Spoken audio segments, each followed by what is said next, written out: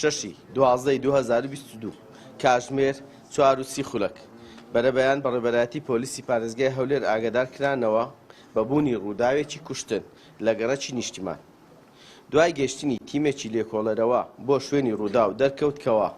هاوڵاتیەک بە ناوی نیزام ناظم ئیسماعیل تەمەن 40 ساڵ کوژراوە لەلایەن هاوڕێکەیەوە بە ناوی با قاف عین تەمەن 21 ساڵ بەهۆی دەمەقاڵەیەکی نێوانیانەوە وە تۆمەتبار لە شوێنی ڕووداو ڕایکرد بوو. دۆسەی لێکۆڵینەوە بۆ ڕووداوەکە ڕێکخرا و هێزەکانمان توانیان لە ماوەی 7 کاتژمێر بکەری سەرەکی تاوانەکە دەستگیر بکەن و چەکی کلاشکۆف بەکار هاتبوو لە کاتی ئەنجامدانی تاوانەکە و ئێستاش بە بڕیاری بەڕێز دادوەری لێکۆڵینەوە پەڕاوەکە ڕێکخراوە و بڕیاری ڕاگررتنی تۆمەتبار دراوە